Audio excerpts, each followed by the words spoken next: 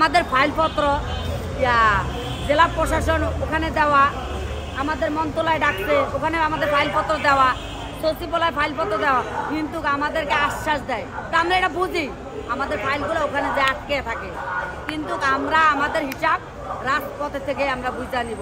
আমরা আজকে ভূমি মন্ত্রণালয় বাড়ি গ্রাও দিব। আমরা জানি আজকে আমাদের সামনে বাধা আসতে পারে, তা আমরাও বাধার জন্য প্রস্তুত। আমরা একলে মরবো, নয়তো কাউকে মারবো।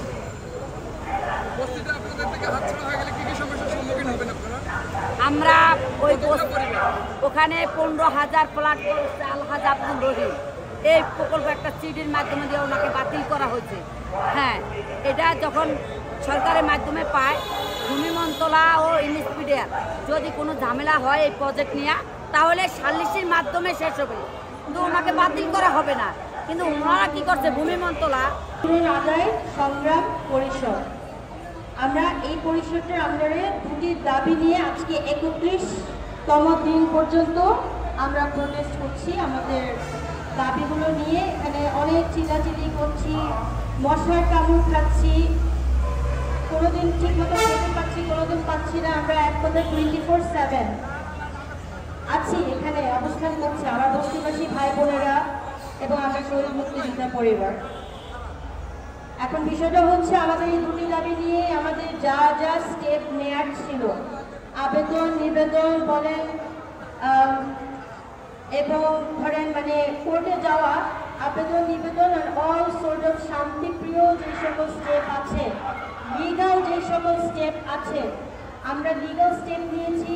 আমরা খুব সফটভাবে অনেকবার গিয়েছি ভূমি মন্ত্রণালয়ে, এবং আমাদের যে ক্ষতিপূরণের বিষয় যেটা কর্মীলতা বাজার, সেই বিষয়েও আমরা জেলা প্রশাসনে গিয়েছি, স্থানীয় সরকার মন্ত্রণালয়ে গিয়েছি, ইভেন কি আমাদের আরেকটা মন্ত্রণালয় হচ্ছে আপনার ডিএনসিসি, ঢাকা উত্তর সিটি কর্পোরেশনের অ্যাডমিনিস্ট্রেটরের সাথেও আমরা বসেছি। তো সব রকম ঠান্ডাভাবে করা যা আছে সব করেছি, কিন্তু এটা এমনই একটা অবস্থা যে বিষয়গুলো তো আগাচ্ছে নাই, উল্টো যখন আমরা একটা প্রোটেস্ট নিয়ে কাজ করি, আমাদের জন্য যে একটু আসবে যে ধরেন ফর এক্সাম্পল ভূমি উপদেষ্টা বা ভূমি সচিব, তারা তো অ্যাটলিস্ট একটা প্রতিনিধি দল পাঠাতে পারতো, যাচ্ছে এই বস্তিবাসীরা এতদিন যাবৎ এইভাবে মানে কষ্ট কেন করতেছে, ওনাদের আসলে দাবিটা কি, যৌক্তিক হোক না যৌক্তিক হোক, কমসে কম এসে তারা একটা ওয়েলকামিং টোন নিয়ে আসতে পারতেন যে বিষয়টা কি, তোমাদের সমস্যাটা কি। কিন্তু তারা আসলে সমস্যার সমাধান করার জন্য বসে নাই। কারণ আমি রিসেন্টলি 1 সপ্তাহ আগে আমি ভূমি মন্ত্রণালয়ে গিয়েছিলাম, আমি উপদেষ্টা না সরি আমি ভূমি সচিবের সাথে দেখা করেছিলাম, আমার বস্তিবাসীদের দুজনকে নিয়ে, তাদের 2জন প্রতিনিধিকে নিয়ে এবং আরও কয়েকজন শুভাকাঙ্ক্ষী নিয়ে। কিন্তু আগেও যেটা আমি বলেছি, তারা সবসময় সময় সময় সময় বলে সময় নষ্ট করে, আসলে সময় নষ্ট করার কোনো কিছুই নাই।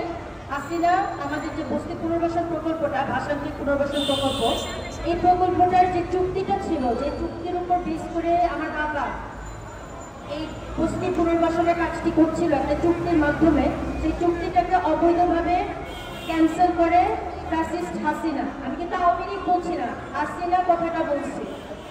সেটার বিষয়ে আরো অনেক ব্যাখ্যা আছে, সেখানে আমরা না যাই। কারণ আমাদেরকে এই বস্তি পুনর্বাসন নিয়ে, যেটা তো আমার বাবা 28 বছর যাবৎ কাজ করছে, কোনো সরকারি টাকা ছাড়া।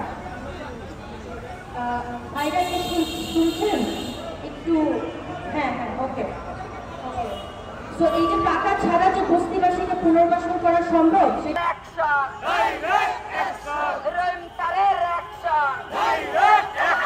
বস্তিবাসীর রক্তে আগুনে লেগেছে, বস্তিবাসীর রক্তে আগুন লেগেছে, কর্মীলতা ফেরত দে, নয়তো গদি ছাইরা দে, কর্মীলতা ফেরত দে, নয়তো গদি ছাইরা দে, পার্সেন্টেজ ফেরত দে, পার্সেন্টেজ ফেরত দে, নয়তো গদি ছেড়ে দে। এ বস্তিবাসীর কান্না আরে না, আরে না, বস্তিবাসীর কান্না কথায় কথায় বস্তি চান। ভাইরাও আপনারা মিরপুর 14-তে যেয়ে দেখেন, সিআরপি হসপিটালের অপোজিটে ভাষাতে পুনর্বাসন প্রকল্প আমরা অলরেডি 2000 ফ্ল্যাট করে আসতে পারছি, বাকিগুলো করতাম, বাট তার আগে আমাদের দেশ ছাড়া করা হয়, আমার বাবাকে গুম করা হয়, তার নামে 30টার উপর মিথ্যা মামলা দেওয়া হয়। তো এইভাবেই 16-17 বছর কাটছে। আমাদেরকেও দেশ ছাড়া করছে একটা কাপড়ও নিতে দেয়নি 2010 সালে। তো এখন বিষয়টা খুবই সিম্পল, যে চুক্তিটা অবৈধভাবে বাতিল করা হয়েছে সেইটাকে উইথড্র করে চুক্তিটাকে পুনর্বহাল করতে হবে। এটা আমাদের একটা দাবি বস্তিবাসীদের নিয়ে। আর সেকেন্ড দাবি খুবই শর্ট, খুবই সিম্পল। আমরা শহীদ মুক্তিযোদ্ধা পরিবার, আমাদের একটা প্রপার্টি ছিল কর্মীলতা বাজার, সেই প্রপার্টিটা 53 বছর হয়ে গেছে রাষ্ট্রের জন্য সে নিয়ে গেছে, অর্থাৎ সে মানে জুলুম করে সে অবৈধভাবে আমাদের প্রপার্টিটা নিয়ে গেছে, যার 53 বছর যাবত তার ক্ষতিপূরণ এসে দাঁড়িয়েছে 8,000 কোটি টাকা। 8,000 কোটি টাকা হয়ে দাঁড়াইছে আমাদের এই কর্মীলতা বাজারের 53 বছর যাবত যা ক্ষতি হয়েছে সেই ক্ষতিপূরণ যদি সরকার করতে চায় 8,000 কোটি টাকা দিতে হবে।